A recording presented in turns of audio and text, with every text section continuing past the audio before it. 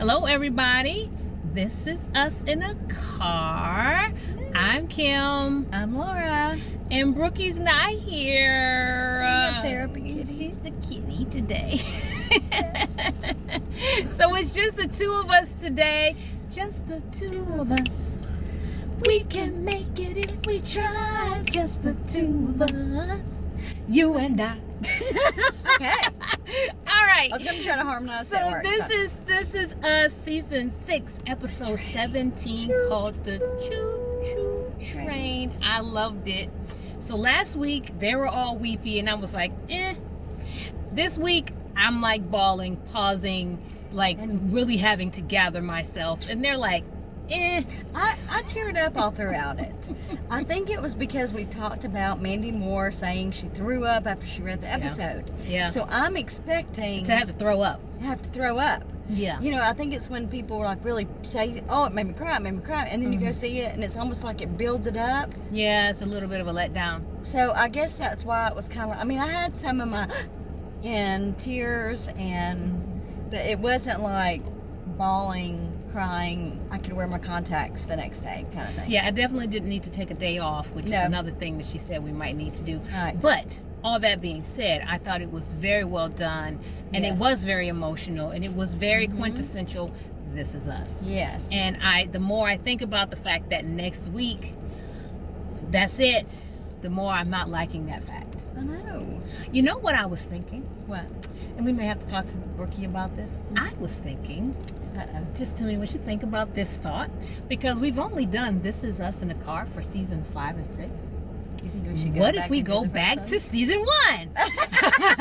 Well, we could. And start all over with This Is Us in the Car, all the way back to season 1. We could. With this hindsight, now, we can go back and have a conversation about it. Be very interesting. Yes. I mean, because everybody wants to know our thoughts on all 6 episodes, don't you? All 6 seasons. Yes, and I definitely want to go back and re-watch some of this.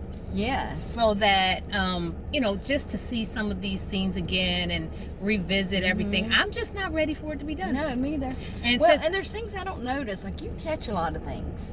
But even this episode, did you catch, apparently, I need to look at my phone, but when Gerald McRaney or Dr. K is talking, there's things around him from that.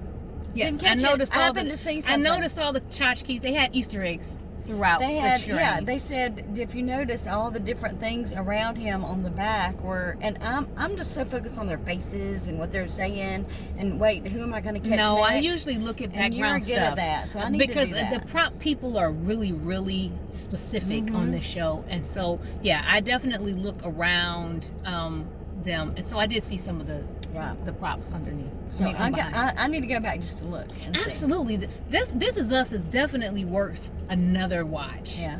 All right, so some of my awe moments, my first awe moment, I don't know why, but I did not expect to see William, and so as soon as he came as basically the conductor on the train, I literally wrote, "Oh, William." And why? And I want to know, like, I know Brooke and I were talking about why him. Why him is the person to lead him through? Is it because they did have kind of that weird connection? You know, like when she went back and found him, and you found out that she did contact him, and she knew who he was, and then they did have this kind of special relationship, sort of. Well, someone else, thank you to William Norris for this comment. We were talking, and he brought up a very interesting thought about this.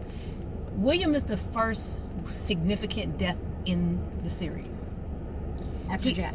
No, he dies before Jack. Oh, he dies before Jack? Before we see Jack die. Oh, before we see Jack die. I mean, we know Jack is dead from the beginning. Right. But we don't see Jack die till after William is already gone.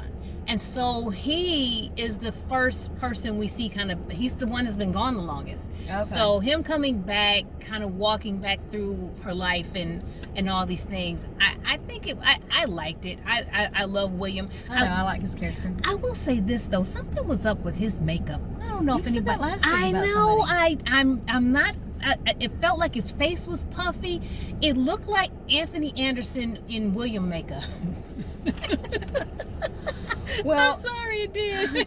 Well, before that, at the very beginning, I literally was like, who are these people? And Yeah. it reminded me of all the beginning. I loved it. How this is us started, when every episode you're going, who are these people? And Yes. how by the end of the episode are we going to connect them Absolutely. to the people? Now, I was And kinda it took the confused. whole episode. The whole episode to figure it out, because literally at one point I thought, is this Malik's family? What? Yeah. No, that's not his dad. No. And like I was trying to wait, is this, like, I couldn't figure out. And then I couldn't figure out where we were on the timeline. Yeah. So it's like, is this current day? Is this past? I couldn't really figure it out. In retrospect, I was like, well, it was obviously a station wagon, so Yeah. of course it should have been Yeah. a clue that it was something way back. But I didn't really get it until we saw Jack, and then of course then he that's turned. another heart-wrenching. I'm like, oh my gosh, now we gotta watch Jack die again. Please don't do this to me. And even Mandy Moore, I keep thinking that's going to be me. Standing there stuffing a Snickers in her face, and somebody's going to tell me some big news, and I'm just going to be Yeah, like, what? just eating the Snickers. I mean, Like, what are you talking about? what? Yeah. I mean, it's just it was so bizarre. But yeah, when I saw his side view, I was like, and my daughter was like, what? And I said, it's Jack. So when is this? When is this? And it wasn't Yeah. until he turned. It wasn't until I saw the bandages on his hands. Because you always just saw him in the wife beater in the hospital after. Like, I can't remember where the flannel shirt came in at any point, really. See, I just remember his hands needing to be Yeah. bandaged because he was holding the mattress to try to keep the flames away from the kids. Mm-hmm. And so his hands got burnt. So I remembered his hands, but initially I was thinking, because they had talked about Kate having her appendectomy. Yeah. So I thought maybe it was when she was in the hospital for that. But then, like I said, when I saw his hands wrapped up, that was my clue that it was dun dun Well, I dun. think there was something else, too, Something really, really amiss. But then it was cool watching the whole family dynamic. Like William was saying, it was a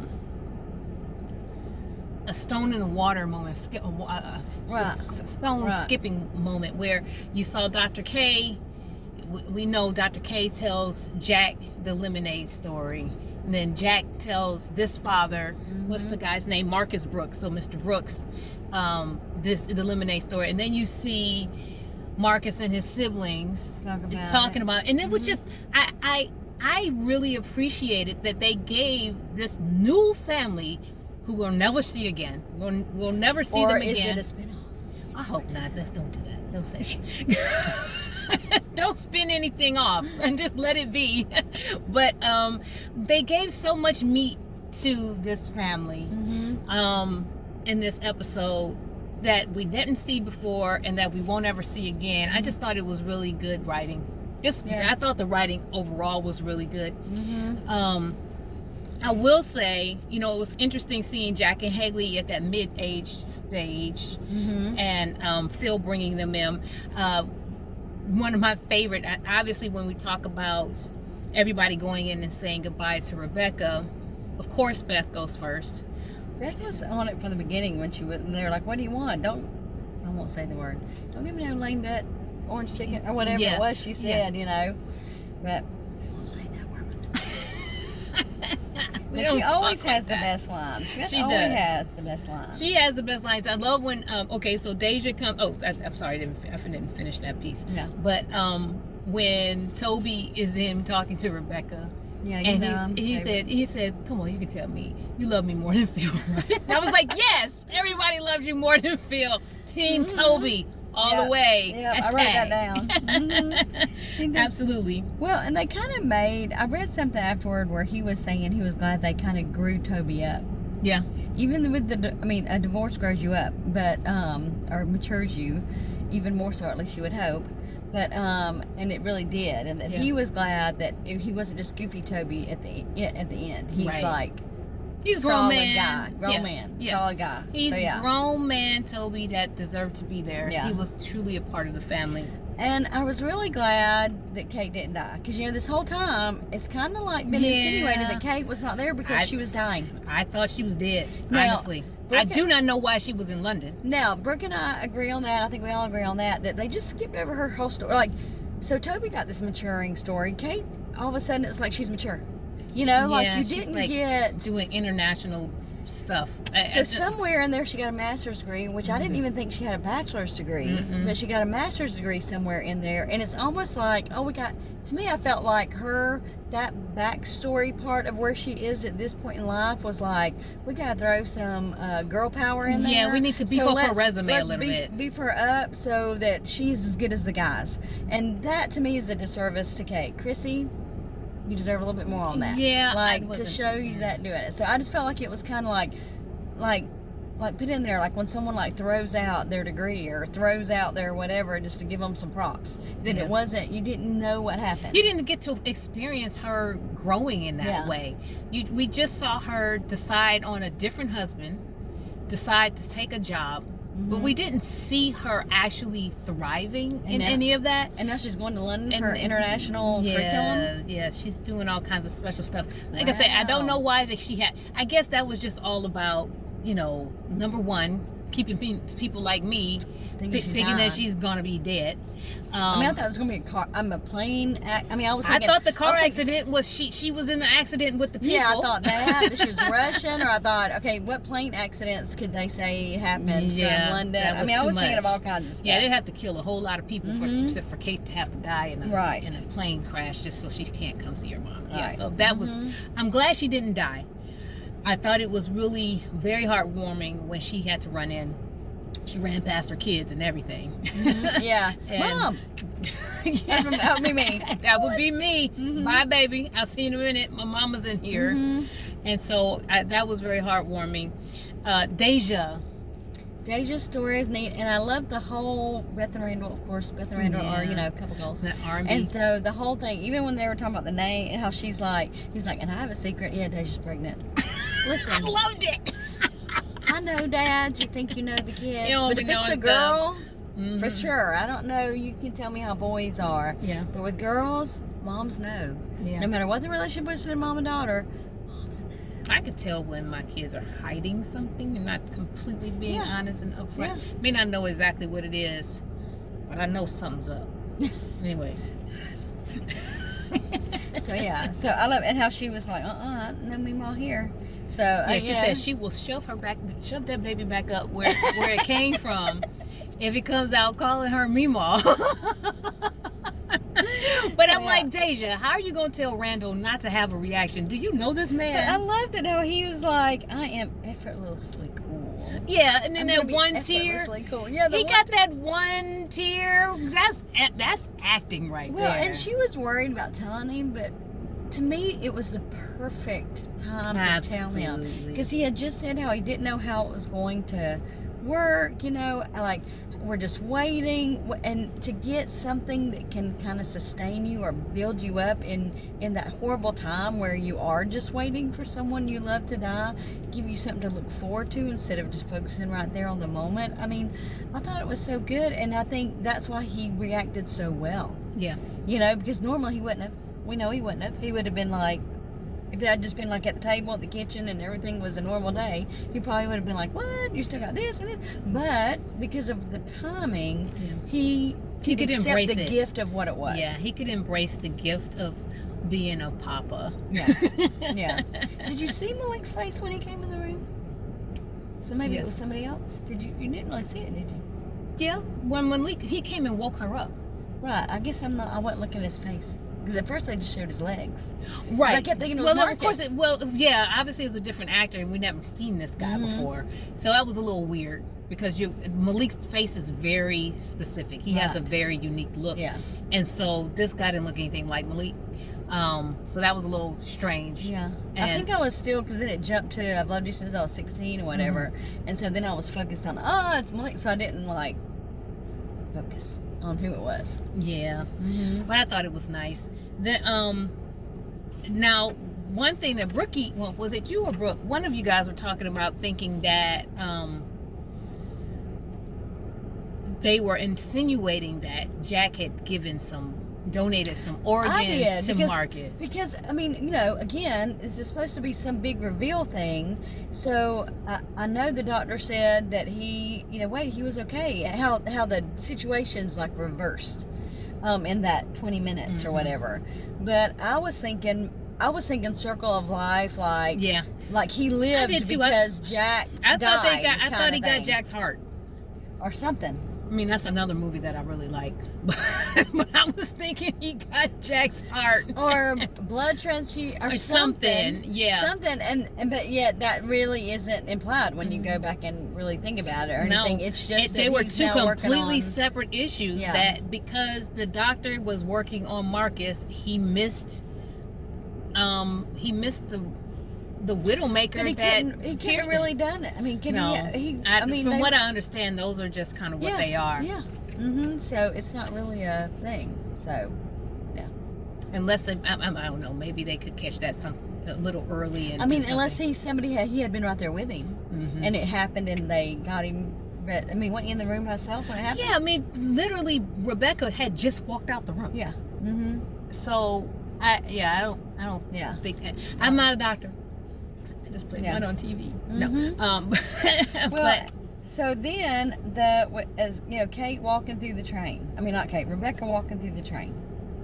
So I think that, you know, she kept saying she was waiting for somebody, and I kept thinking it was going to be Jack. Like she's waiting for Jack. I figured it was either Jack or Kate. I knew she was waiting for one of them. She was waiting on the big three. I mean, you know, she's basically waiting on the big three to be together. And then she was ready once Kate was actually with. And it was just, I just love the whole train metaphor. I love the loudspeaker with the live people talking through the loudspeakers. I just thought the writing was so gentle, and it was so beautiful without being overdone. I didn't feel like it was overdone. I will say this one thing that I did not like. And this is petty and ridiculous, I'm admitting that.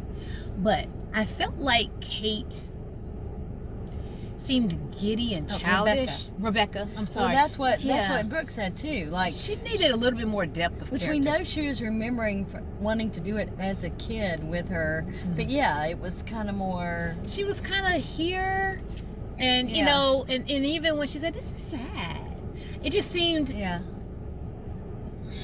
It like I think Brooke said she needed more depth, and she and Brooke was looking for more depth from her, and from some of the moments waiting for.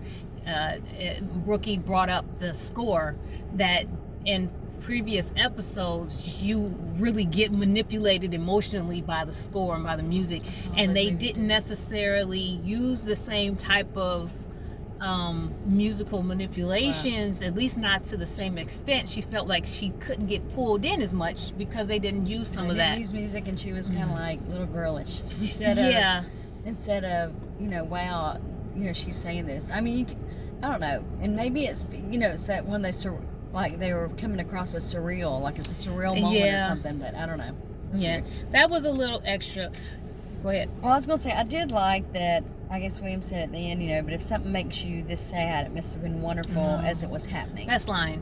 I mean, I love that because it's true. Those things that just make you tear up sometimes when you're happy, but it's a good memory about people that have passed or things that are going on. I mean, it's true. Like you're sad because of the memories. Because you had great love for somebody, you can miss them greatly. But the love that great love you had for them, the time you spent with them, it really makes up for the pain that you're feeling right now. Because the pain will eventually go away, but the love you had will endure. Right. And grief is different in every way. But I'll tell you, what they did when they were all in that room as they were going to one by one and they're sharing stories. You remember the song? That's the whole point of a visitation or a wake or whatever you call it from whichever part of the country you're in. It is really for, like a lot of people say, oh, I don't want to do that. It's really for you. I mean, from someone who, you know, lost her father and sitting in that and then also missed other people's opportunities to talk about him. It is such a sweet time to hear stories that you never knew, you know, about your loved one, and for people, and from a different perspective, even of the same thing. Yes, it's cathartic for people to come through. How did you know them? And for them to tell you stuff and to hear stuff. Those visitations are for the family, or for the friends. It's really not for the person passing. It's not for the person passing away. It's for us, and so that's so good. So really encourage you to do it if you're like on the fence. If you're like, I don't know if I want that, I just want to, have a service. It's just such a good thing, and to see all them laughing and talking and sharing all the stories generations and all the kids and being able to share that love. I think it was a gift. Just, I don't want to over extend the reach of This Is Us, but we are in a time right now, even in our country, where so many people have suffered a lot of loss and grief, and I think they showed us how to get through family issues, how to work together, how to love in the midst of trauma, and how to grieve together. And do it in a way that's loving and caring. And so I thank them for that, because like I said, I think a lot of people right now are grieving or have suffered loss or having to deal with sick relatives, and all of these things I think they just gave us good examples of how to get through some of that. I agree. Yes, ma'am. I agree. One other thing at the end, of course, seeing Jack, of course we know he's coming, but they stuck it out. They sucked out all that they could, every second, every morsel, and then finally she turns over and he's there. And I just thought that was she so rested, sweet. It was all about, you're just gonna rest. Yeah. And then she closes her eyes, she wakes up, and then he's there. Yeah. So you're finally here. I love that, and I'm sure as actors that final cut when that scene was over is probably that's just but much. I did kind of like how they were, which now you see this a lot more than I feel like, in the ages, I guess they're supposed to be near our age or whatever, but how when they were joking, they're like, Dad was kind of really ripped for a dad, and that. There's that line, and you think about that, like we're looking this because we like, they're actors or whatever, but I love that they bring in that humanity. Oh yeah, because you don't think of your dad like that. No, or whatever, but he can do all this stuff, or so then we get to experience that from their point of view too. But anyway, that was just like random. So we didn't need as much Kitty. Not as much Kitty. Not as much Kitty as we thought. But next week is the finale, y'all. Yeah, that's it. We might have to have a 2-part This Is Us in the car. Yeah, we'll probably do some kind of recap of everything and decide what we're going to do next in the car. Yes. So if you don't like my idea about us going back to season 1 in the car, give us another show that we can watch and review in the car. We'll do it. So next week is the season finale, season 6, episode 18. This Was Us will be it. This Was Us minus Brookie in the car. See y'all next week.